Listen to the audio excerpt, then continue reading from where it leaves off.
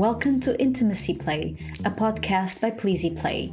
We host open discussions with world-leading experts on couples, sex, and intimacy, so you can build a more exciting, fun, and intimate relationship. I'm your host, Michaela Silva. So, hi. Today we are here with Fran Bush.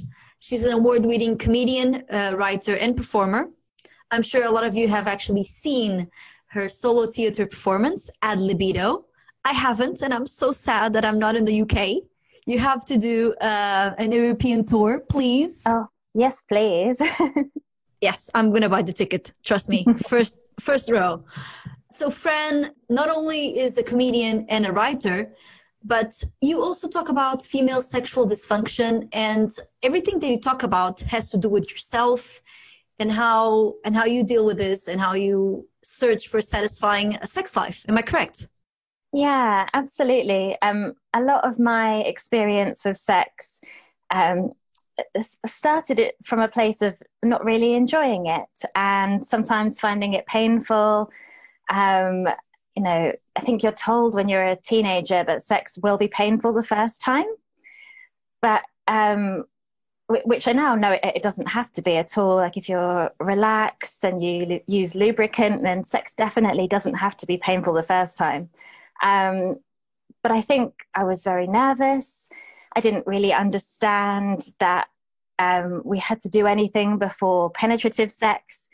And so for a really long time, sex was very painful, and there was nowhere really to speak about that. And for years and years and years, I sort of kept this to myself and learned a few things that made sex better for me. But it wasn't really until I started talking about it in public, on stage, that actually things really started to change for me, because I found there was so much shame around sex, and people really, they wanted to show that they were having amazing sex lives and they were coming 4 times in one sexual session, and no one was really willing to say that actually sex is sometimes really hard and not always the glorious pornified experience we see or hear about. My gosh, you touched on so many important points. One thing that got me thinking is, so when did you actually make the decision to talk about this? Because like you said, it's a stigma. People don't talk about it, especially about the bad parts or about the not so good parts, if we can put it that way. So how did you decide and why to be vulnerable and be open about this? Yeah, so I think I turned 30. And there's this idea that in your 30s is meant to be the best decade for sex for women, apparently. That's like this idea. And I think I hit a bit of a wall with it, because I was like, I'm 30. I should be having the most incredible lovemaking. And I just started to talk very quietly about it.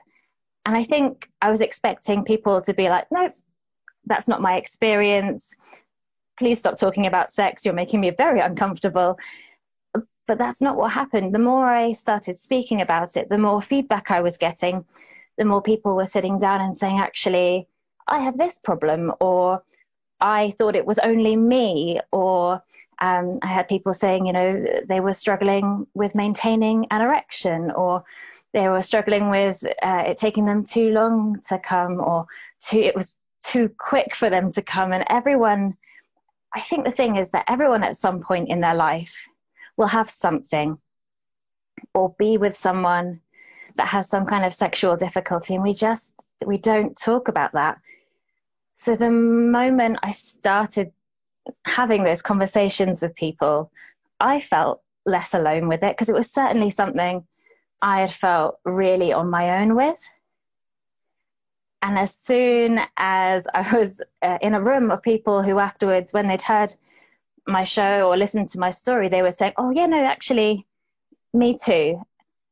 And that it's not abnormal for those things to happen. So the more I did it, the easier it got, the more rewarding it was.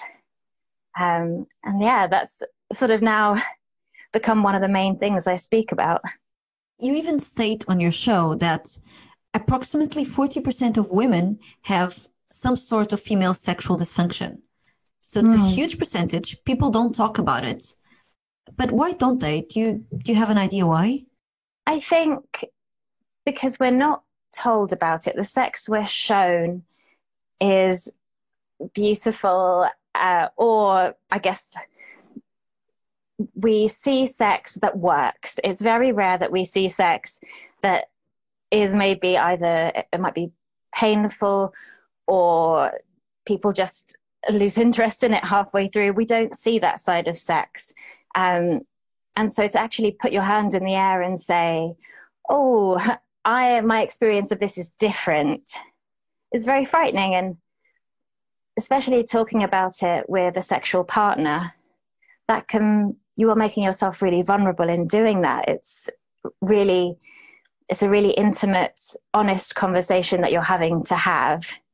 And I think sometimes, from my experience, when I've spoken to partners about it, they've taken it very personally. And so they've been like, oh, it's me. It's my penis. My penis is not doing the job properly. I will have to work harder to make you orgasm. I'm going to work really hard at this. You've got a problem. I'm going to fix you. And so you end up feeling like you're more of a problem and something that needs to be fixed. Or I think one of the main things I felt is really broken.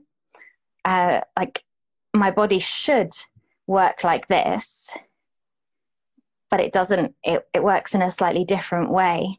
But really, no one ever told me that was possible. Like I went to the doctors about it, and they were confused and embarrassed often. I was told to just have a glass of wine to loosen myself up a bit. And I think there's this idea that it's not really an important thing. So it's fine. Like it's important that you can have sex, but it's not really important that you enjoy sex. Or certainly it's a lot less important. But for me, I think everything was a bit interconnected because I was finding sex painful, which was meaning that the next time I was going to have sex, I was anticipating pain. So I wasn't getting turned on. And then because I wasn't getting turned on, the sex was more painful. And I was just in this cycle going round and round, to the point of just sometimes not even really wanting sex at all. And then, of course, in a relationship, that's quite difficult, having those conversations with your partner. I'm sure that a lot of people that are listening are actually, thinking that this is their case. So before we dig deep into this and how we can, live better with this, what is female sexual dysfunction? And are there any types of symptoms or indications that we can associate with that we should be aware of? Yeah, so it's an umbrella term that covers pain during sex, low arousal, and difficulty orgasming. Now, it's a really tricky thing because a lot of those things are difficult to measure. Like one person's really horny, completely aroused, is probably someone else's normal level. So it's really difficult to know how much of a problem these things are. And actually, the only thing that you can really measure is if it's causing you distress. So if you would like to feel more aroused than you currently are, or you would like to be orgasming more than you currently are, sex shouldn't be painful. But because sex is so much in our heads and so much in our bodies, it's really difficult to undo those two things. But there's lots of causes of painful sex. So you might just have a larger partner. You might have some small tears. You could have thrush. But so if you have pain, it's really, really important to go and get checked by a doctor. because there are so many reasons that you could be experiencing pain. The other two are a little more difficult, I think. So low arousal and if you're struggling to orgasm, because everyone's body is so different. It's hard to know at what point those two things become a problem. Yes, I mean, first of all, thank you so much for that definition, because it really broadens the spectrum and lets us, see and understand that it is a common issue, and people should talk about it and should try to understand how their body works and how to make it work better. But you touched the point before where you said you don't need to be fixed, and people shouldn't think like that, because I mean, you are not broken. You just function in a different way. So how can people that have some sort of dysfunction, first of all, pass the message that, I am not broken. And second of all, what can they actually do to try and feel better about themselves, and above all, have a better sexual relationship? Yeah, I think I almost had to stop. I think the word dysfunction it's not a very nice sounding word, is it? And that's why it links into feeling broken. Like dysfunction, I always think of like a vending machine that's got stuck halfway through dispensing a Kit Kat, or like a computer that needs just to be turned off and turned back on again. And it feels so unsexy. So I think I mean, things that have really helped for me have been just learning to talk about these things, like learning what I need and what I like, which was, I think, something I just had no idea about. I thought sex was for my partner. I never thought about sex being for me at all. So I learned all the right noises to make. I learned like how to look sexy. So it was all very performative. I was performing sex for them. And I think I was really happy that they were having a good time, and that really boosted my confidence. And I was like, oh my goodness, I'm so good at being good at sex. But my own experience of it, I was really not even thinking about, just really deprioritizing.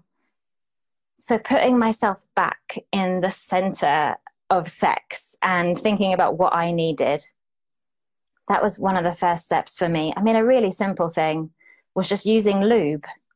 Like, that was huge. And I think I had always thought that lubricant was something if you were really broken, or something like an admission of failure.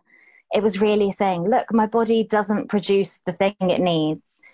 And so I was always a bit embarrassed about it. But lube just makes all things better. It makes sex on your own better, sex with a partner better, sex with sex toys better. Like every single thing, if you add lube, it is better. And I think like gaining that confidence to bring it out of the drawer during or before sex, or because I think I was worried that a partner would be like, oh, she needs lube. What does that mean? Why isn't she working properly? And I think just having all of those, like those shoulds, my body should do this. I should orgasm after this amount of time. I should be having sex this many times a week. It was so unhelpful for me. And I don't know who set those standards in my head. So I had to really just start to think about what I needed, what I liked. Like now, I think I would have been really embarrassed maybe a few years ago to ask to use sex toys during sex.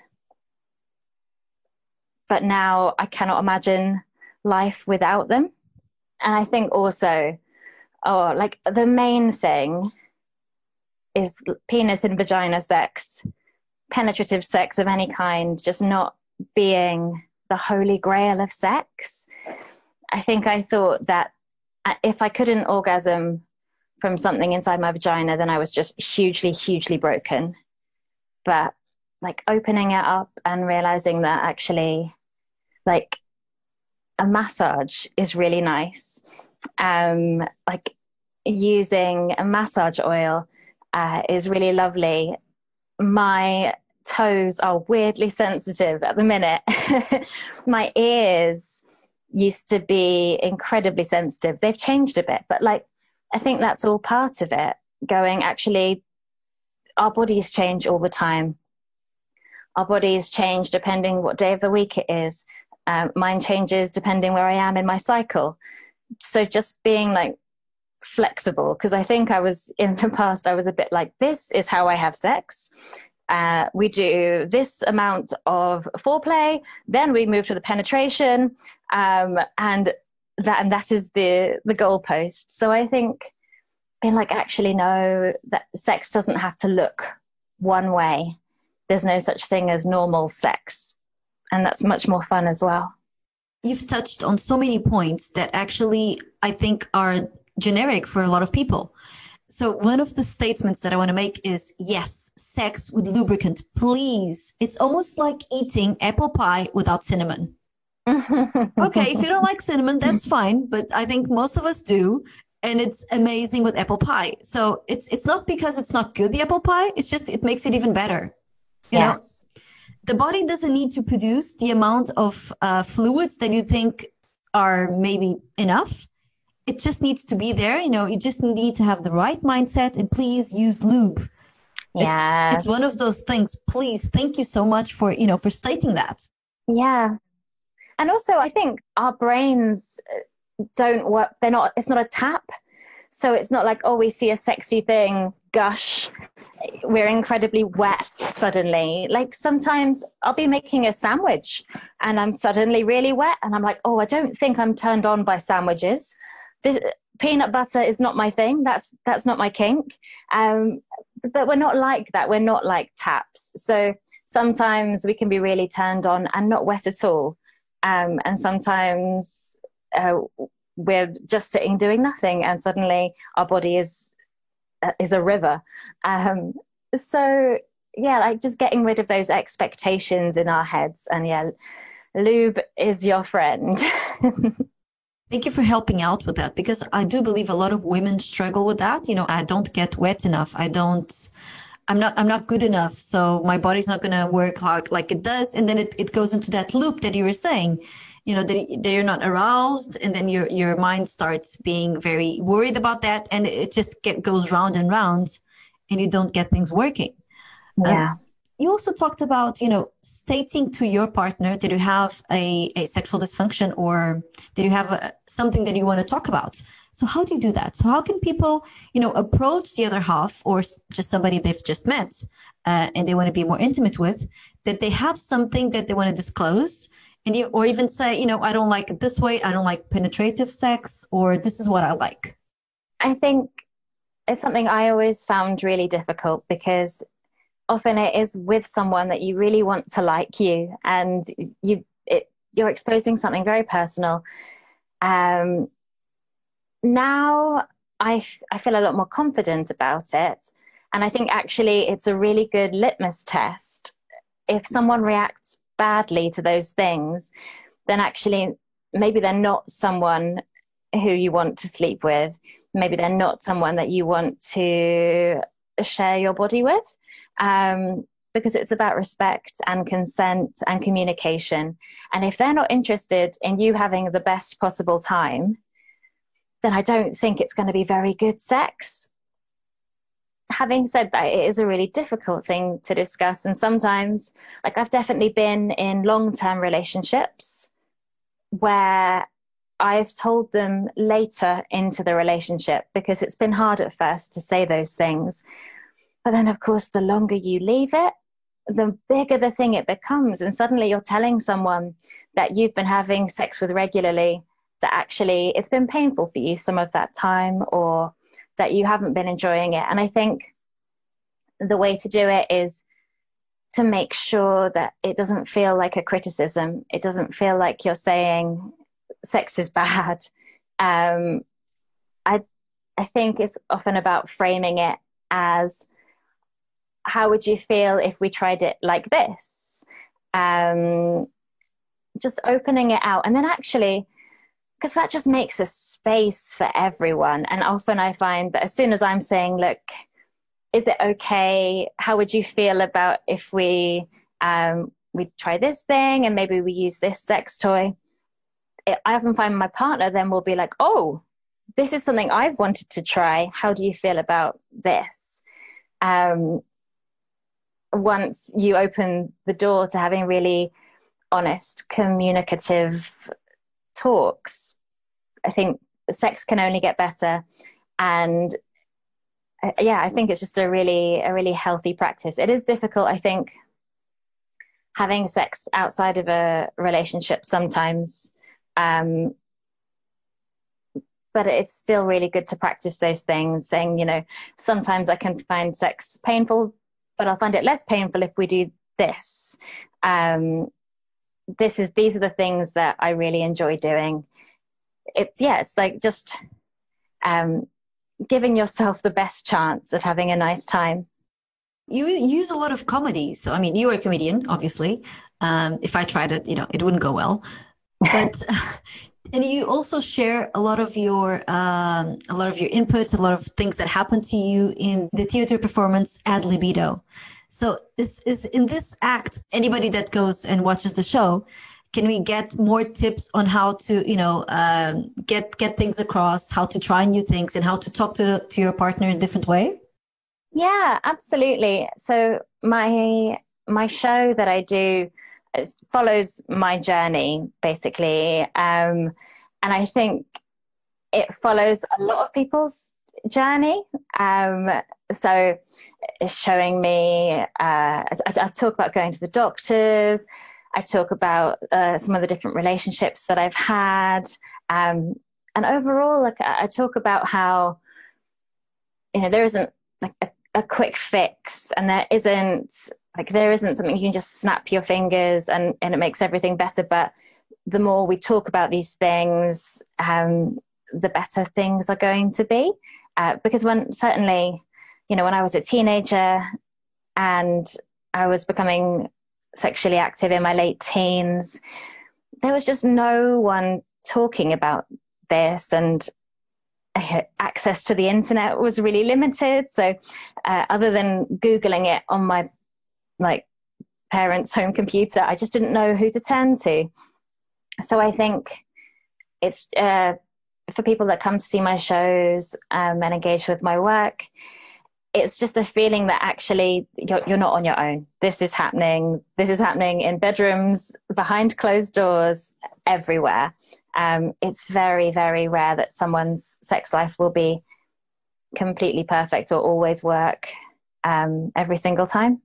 Yes, you help everyone with a lot of sexual education. So thank you, because you are, helping, talking about things that people don't usually talk about, that usually you don't learn at school, which you should, by the way.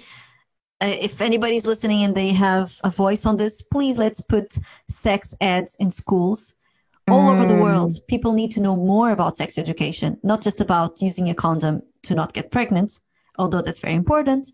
But yeah, everything else that has to do with pleasure, with bodies and everything. And to do the show, I know you research a lot into sex education. So in this research, what things have you found that are maybe odd or that most people don't know that you can share with us? Or funny stories, whatever you feel. Yeah, I mean, so I've talked to a lot of couples, and I guess it's been really lovely to talk to other people about sex, because we don't often hear how other people have sex. We don't hear what happens behind closed doors at all. So one of the main things that happened to me was I ended up going to a sex camp. I reached a point where I didn't know what to do. I really wanted to enjoy sex. And so I did a lot of research online, and I signed up for a sort of sex festival in the middle of the countryside, and sort of had the time of my life. Like I talk about it quite a lot in the show. It was a camp where they didn't believe in penetrative sex at all. Like penetrative sex for them was the lowest form of sex. Um, and I'd never really, although like I knew that in my head, I'd never really been around people who thought that way. Was this a camp for women and men? For both? Yeah, yeah. So a lot of it was about just touch and like eye contact and slowing right down. Um, but penetration was seen as really secondary. And that was really revolutionary for me because even though I'd done loads of research and I knew that is it something like, is it 2/3 of people with vaginas don't reach climax consistently from penetrative sex? I think that's the statistic. Even though I knew that, I was still chasing the penetrative sex dream because that was most of the kind of sex I was having. And so to be in a camp where actually that was banned and frowned upon, and there's one place in the whole camp that you're allowed to go for penetrative sex, and it was sort of a really shabby, cold caravan, it was brilliant for me. And yeah, like it sort of taught me that sex is just such a large range of things. Like sex can just be hugging if you want it to be. Sex can be being tied up and spanked if you want it to be. But that sex where, yeah, a penis goes in and out of a vagina, there's not many nerve endings in a vagina. Like if there were loads of nerve endings, giving birth would be, oh, like a whole, I mean, it is painful. It's a very painful thing. But it would be a whole new level of painful. So yeah, I think it was going to this sex camp where a lot of people were naked a lot of the time. And after a while, you kind of got bored of seeing naked bodies because you've seen so many of them that it just felt really normal and you felt very at home in your skin. So yeah, that was one thing that really changed my perspective on sex. Some people there thought that sex was just looking in someone's eyes and just having eye contact. But the trouble is then, when I left the camp and started having sex in the outside sex camp world, if you haven't been to sex camp, it's a lot harder to get. You know, if you're on a date and you're like, hey, do you want to come back to mine? And we'll look in each other's eyes. It doesn't go so well. And that's a really difficult thing to talk about with a new sexual partner as well, being like, okay, so I was just thinking, instead of penetration, we could just hug for 30 minutes instead. So it's about compromise and about listening and talking. But yeah, I don't know that I would go back to sex camp, but it was a wonderful experience. Because you're right about sex education. No one teaches you those things. No one teaches you. Like, I didn't know that I was meant to enjoy sex or that I could enjoy sex. That was something I was never told. I was never told I had a clitoris. I was never told that I could orgasm. I was told that if you had a penis, you could orgasm. I got told that orgasm could get you pregnant or give you a sexually transmitted disease. And that was it. That was all I was told. I feel like I should have been taught that I could say no to things and that I could say yes to things and ask for things. I remember the first time a boy said, "Can I go down on you?" And I just was like, what? Why? Like, why would you want to do that? Like, that makes no sense to me because I just thought everything was meant to be for them. I didn't think any of it was meant to be for me at all. I'm actually sad that, it got to a point where you were surprised that a man could suggest that. So it gets to that point that people should talk about things. And a little bit of advice that I was thinking. So if you go to sex camp, maybe on Tinder, put something like, I want to have sex in 30 minutes, hugs and eye contact, stuff like that. Maybe that's a good idea. I No, think so, yeah. no, just joking, obviously. But I love the fact that sex camp opened the way that you saw sex. You know, it's not just penetrative sex, and a lot of people don't have this type of sex, and it's okay. Mm, yeah, absolutely. It's for years I thought penetrative sex was the only kind of sex, and also, that really speaks to the sort of heteronormative sex education that we get. I can't even imagine being in the school classroom I was in and thinking like this is not the kind of sex that would represent me, the kind of sex I will be having. I think that must be incredibly isolating. Talking about something that's absolutely hilarious is the Diary of My Broken Vagina. So I watched the clip that he did for Channel Channel 4? 4, Channel 4, yeah. exactly, for Channel 4. And it's to die out laughing. It's amazing. So can you give and can you explain to the audience what this clip is about? Yeah, so it's this story of me and sex, really. It tells the story of me turning 30 and deciding that I needed to fix sex.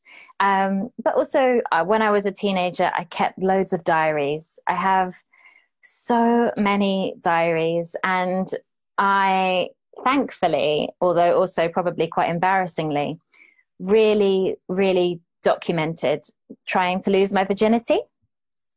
And so I have it in a list at the back. So it's like attempt 1, attempt 2, attempt 3, and everything that went wrong. So, we bought these condoms that had like a numbing gel in the end of them because we thought that, well, I don't know which one of us thought this, but we thought that on your first time, the boy might not last very long. I think that's what we'd been told. So we bought these numbing condoms, but it numbed everything. It numbed everything. So we couldn't feel where one of us began or one of us ended.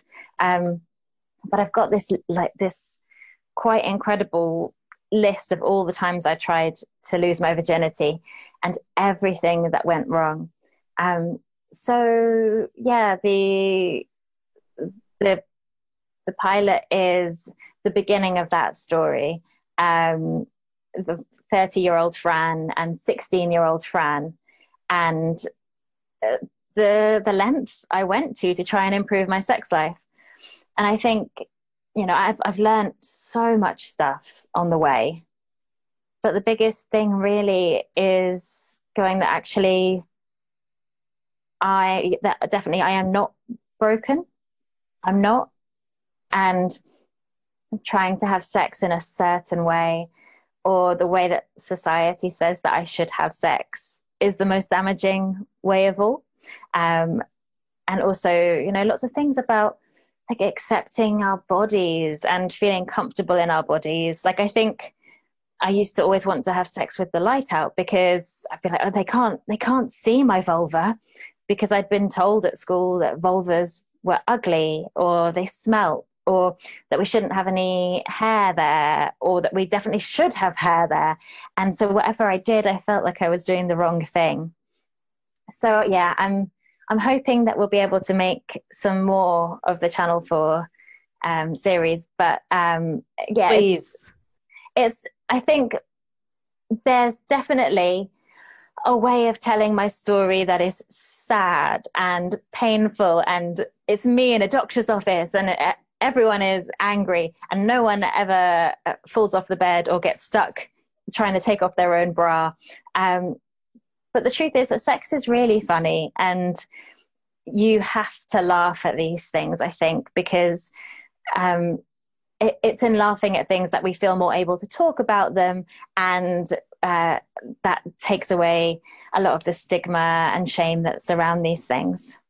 And you portray it in such a funny way. It's amazing. So anybody that hasn't seen it, search for The Diary of My Broken Vagina, and I'm sure you'll love it. And is your upcoming book also about this? Can you tell us more? Yeah, so my book is called My Broken Vagina, and it's coming out in May. It's available to pre-order now. So yeah, it's my story of trying to learn to enjoy sex, but also throughout it, I've spoken to a lot of couples, spoken to people on their own, and the it's where I learned that actually everyone has something. Everyone will find something difficult about sex. You know, they might have just had a baby and now sex is different. They might be going through the menopause and now sex feels different. There's so many changes that we go through. Relationships change. So there's lots of interviews in the book with different people, and also just like little self-care like tips. So throughout the book, there are little things that I've tried, and they're not, a lot of them aren't huge, big things like going to a sex camp. You can if you want, but a lot of them are just like really small little things, like being alone with your body, which is something I found really hard. You know, I'm surrounded a lot of the time by very sex positive messages. And so my bubble is really sex positive. And like all the time, the messages are saying, touch yourself, masturbate, learn what you like. And at some point, that actually became an enormous pressure for me, because I was like, oh, I'm not masturbating enough. I don't understand my body enough. I don't know how it all works. And so for me, like breaking it down into like, okay, I don't need to buy all the sex toys straight away.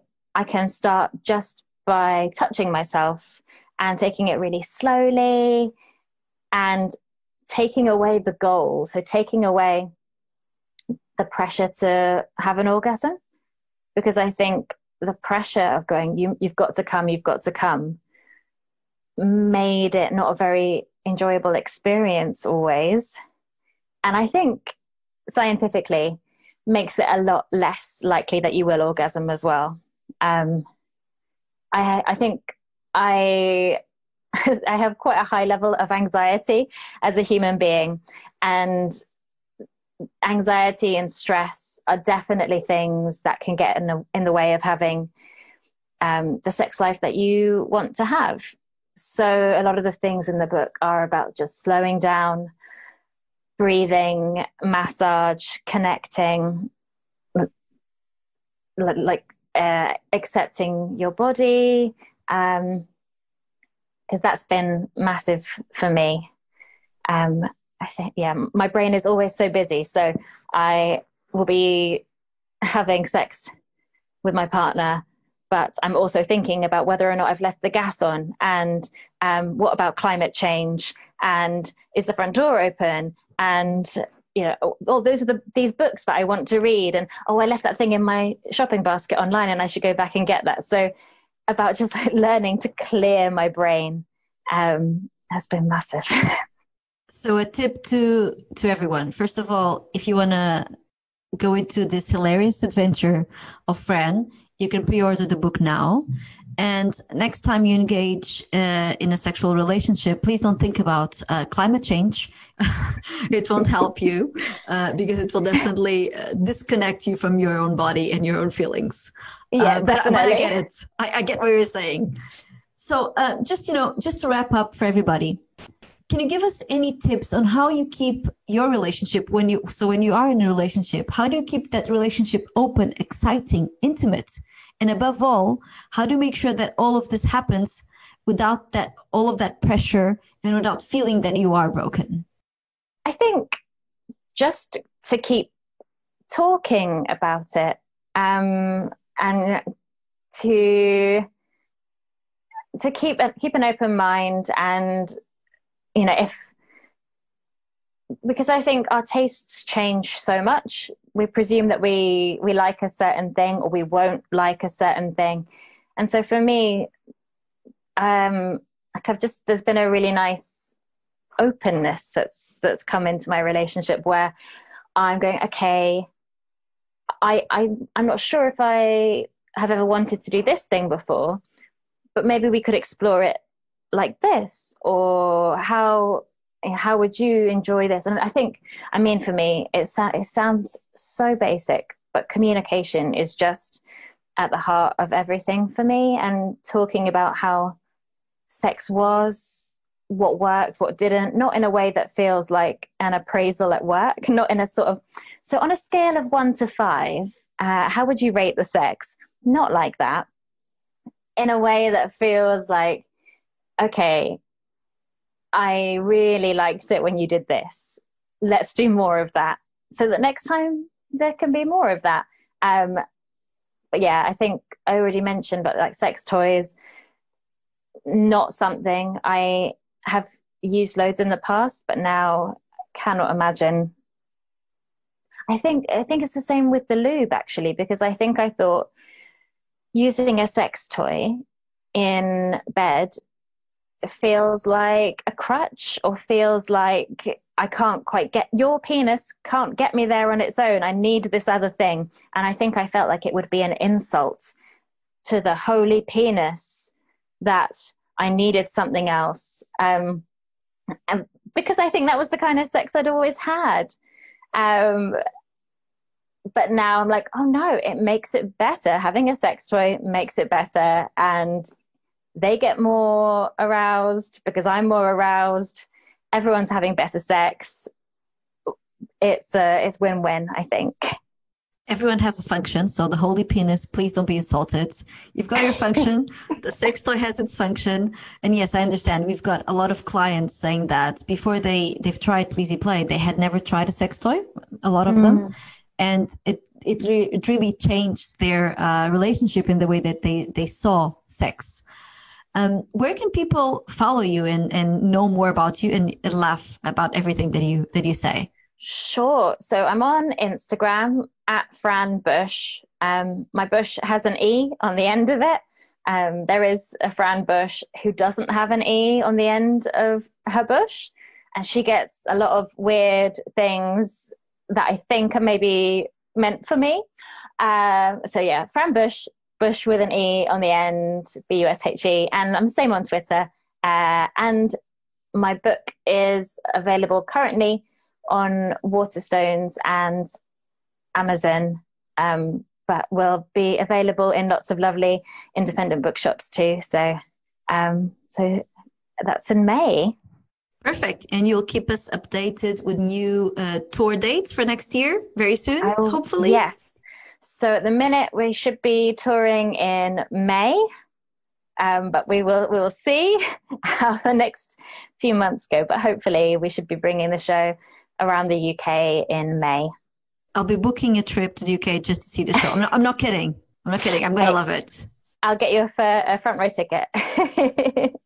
I will tell you when I go, because it's on my to-do list from everything that I've seen. And of course, from talking to you, I'm sure it's an amazing experience. Thank you so much, Fran. It was great to have you with us. And I've learned so much about, just being open about things and not being afraid to say what you want and even what you don't like. And for me, one of the biggest lessons that you've taught all of us today is sex does not mean penetrative sex. So please think about sex in a different way. And I hope Fran has helped everyone with that, because you definitely helped me with that. Thank you so much. Thank you. Thank you so much. And that was Intimacy Play. We hope you enjoyed it. To find out more about Pleasy and how we can take your relationship to the next level, visit pleasyplay.com. Then also make sure to search for Intimacy Play in Apple Podcasts, Spotify, or Google Podcasts, or anywhere else podcasts are found, and click subscribe so you don't miss any future episodes.